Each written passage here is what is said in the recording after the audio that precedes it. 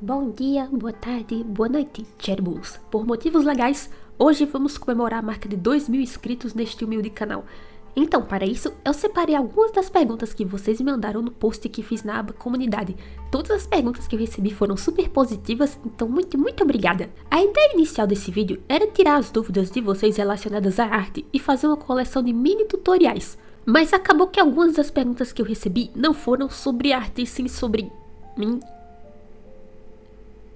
Então resolvi separar esse vídeo em duas sessões. Primeiro vamos falar sobre tutoriais e mais pro final eu deixo para responder as perguntas sobre a minha carreira. Então sem mais delongas, a primeira pergunta é de Quem Dirias, que me mandou. Gostaria de saber como escolher as cores para pintar um desenho. Nunca pratiquei muito essa parte, por isso tenho bastante dificuldade com as cores. Algum exercício para ajudar a melhorar a noção? Para você, eu vou recomendar o exercício das 3 cores. Esse conceito surgiu na moda e ele sugere que, para você montar o seu look, tente usar uma paleta de no máximo 3 a 4 cores. Nós artistas meio que adaptamos isso para a criação do design de personagens e isso se popularizou bastante. Dessa forma, o seu desenho não vai ficar nem basicão demais, nem colorido demais. Por exemplo, o design da Haruchan possui 3 cores principais, rosa, laranja e branco, que significam fofura, energia e pureza, respectivamente. Porém, isso varia muito dependendo do tipo de desenho que você quer criar.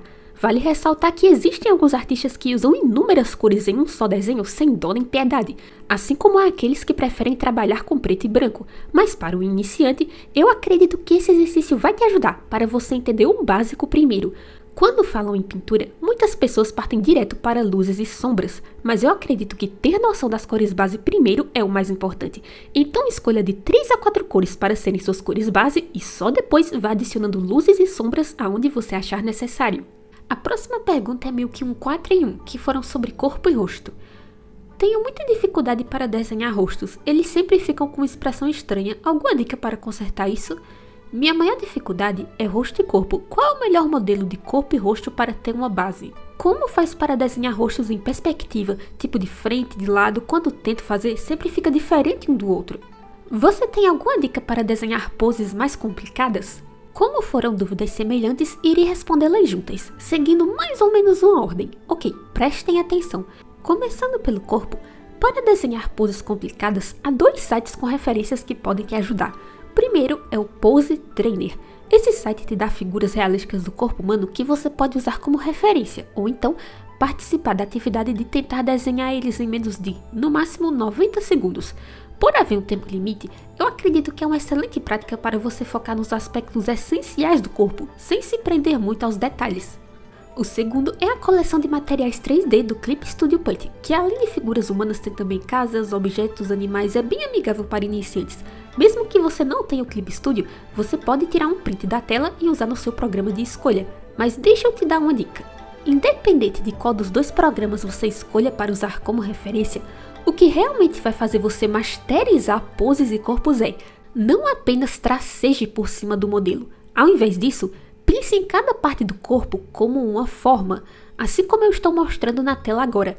Assim, com tempo e prática, o seu cérebro naturalmente irá se lembrar dessas formas e chegará em um ponto onde você nem irá precisar mais dos modelos 3D para desenhá-las.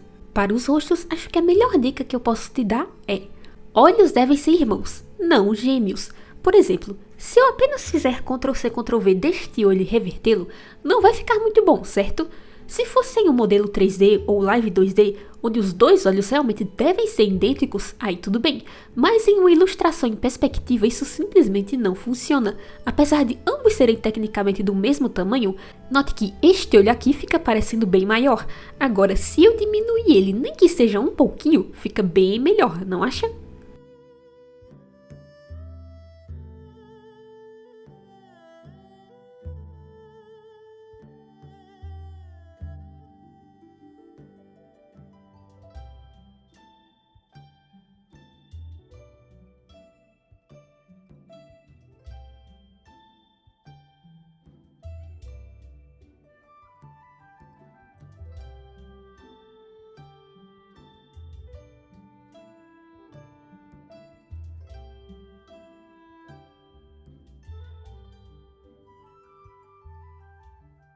Próxima pergunta é do Nael Takeshi, que mandou: qual é a coisa mais difícil para se fazer em um desenho?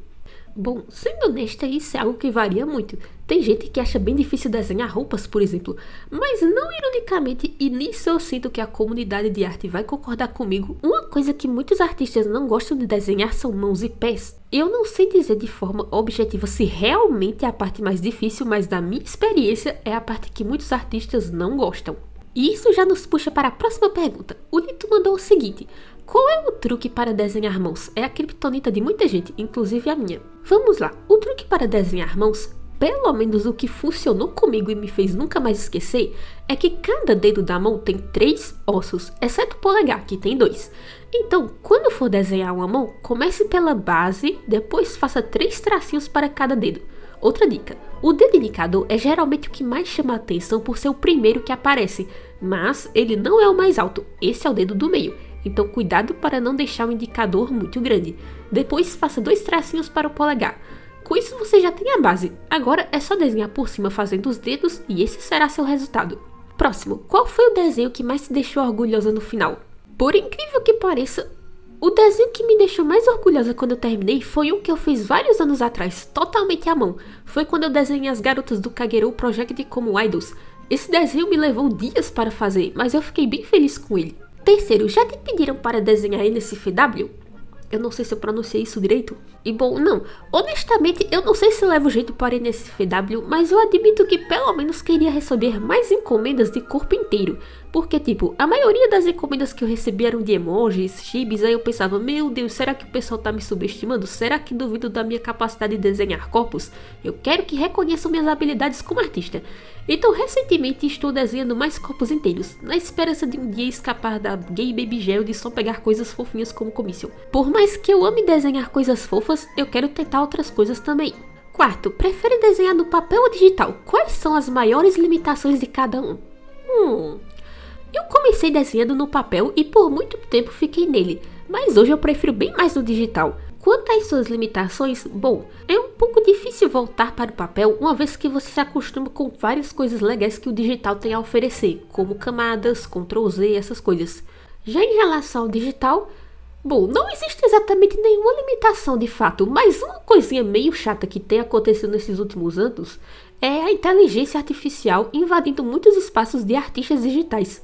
Por isso que às vezes eu gosto de rabiscar no papel novamente para relembrar minhas raízes e aquilo que o computador não consegue reproduzir. Para os, entre aspas, artistas que usam a inteligência artificial, estão passando aí na tela imagens super assustadoras agora, eu não sei se vocês vão conseguir aguentar. Próximas perguntas são da Artúria, que me mandou o seguinte: há quanto tempo você desenha e o que te motiva para continuar nesse caminho? Opa, bom, essa resposta vai ser um pouco longa. Desde criança, eu era muito fã das franquias Sanrio, Tokidoki, Turma da Mônica, Princesas do Mar. Eu me lembro que Meninas Superpoderosas então foi a minha primeira obsessão da vida. Mas sempre que eu tentava desenhar os personagens, eles não ficavam iguais. Então o que eu fiz? Comecei a desenhar meus próprios personagens originais. Minha lógica era basicamente: você não pode comparar os meus desenhos com a arte oficial, já que esses aqui foram eu mesma que criei. Se você parar para pensar, é bem irônico. Eu me senti insegura por minhas fanarts não ficarem boas. Mas eu transformei essa insegurança em uma vantagem. Ao invés de desistir, eu usei aquilo como uma desculpa para desenvolver os meus próprios personagens. E falando desses tais personagens originais, olha, eu não vou encontrar desenho deles para mostrar porque era coisa muito velha, mas eu lembro que a grande maioria deles eram gatos, cachorros, coelhos, principalmente gatos. E ficava ainda melhor quando eu fazia a versão waifu deles e viravam meninas gatos. Eu acho que em algum universo alternativo eu provavelmente me tornei artista furry. Existem alguns outros motivos que me motivaram a desenhar, mas esses são bem pessoais, então eu não sei se eu deveria contar em um vídeo público como esse aqui. Mas basicamente, até hoje eu continuo desenhando porque é o meu sonho. Eu quero criar desenhos que deixem os outros felizes. Eu entendo que minhas melhores amigas às vezes me davam um puxãozinho de orelha dizendo que eu deveria desenhar para mim e não para os outros, mas eu não consigo evitar. Acho que faz parte da minha natureza. Fazer o mundo inteiro sorrir através da arte é o meu sonho. 2. Quais são suas inspirações e referências para o seu traço de desenho, pintura e na criação de auxílios? Vamos lá, as minhas inspirações de infância eu meio que já respondi, então irei aproveitar essa sessão para falar das coisas que me inspiraram na minha adolescência. Quando eu tinha mais ou menos uns 11, 12 anos, Eu era viciada num site de jogos para meninas chamado bonniegames.com. Eles tinham vários joguinhos de moda e quebra-cabeça em estilo anime que eu amava. Eu posso estar enganada, mas se eu me lembro corretamente, a língua nativa da artista desses jogos era o espanhol. Isso me fez perceber que, só porque eu não havia nascido no Japão, na Coreia do Sul ou na China, isso não significa que eu não poderia me tornar um artista de animes também. Pois é, por muito tempo, eu acreditava que, por eu ter nascido no Brasil e não no Japão, eu jamais poderia me tornar uma artista boa, pois os mangakás que eu sempre admirava vinham de lá, mas felizmente, eu percebi que nacionalidade não era uma barreira. Hoje em dia, esse site de jogos já foi fechado e não existe mais. Mas se bobear, eu acredito que é justamente por isso que dizem que aqueles que amamos nunca morrem, pois por onde quer que eu vá, sempre me lembrarei desse site e dessa artista que me inspirou.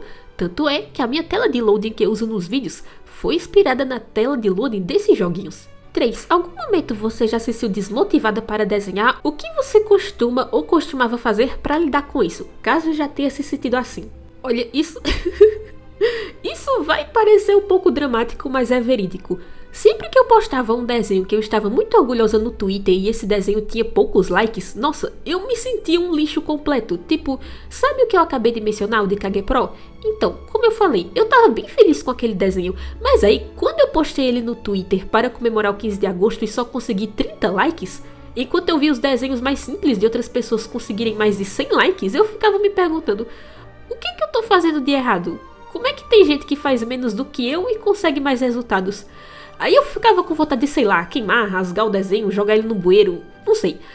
Não para por aí. Quando eu vi os desenhos das minhas amigas artistas também conseguirem 400, 800, mais de 1000 likes, etc., eu sempre me perguntava, nossa, como elas conseguiam isso? Não é nem no sentido de, elas desenham melhor do que eu. É mais no sentido de, quer dizer que os outros deram mais atenção aos delas do que ao meu, se é que me entende.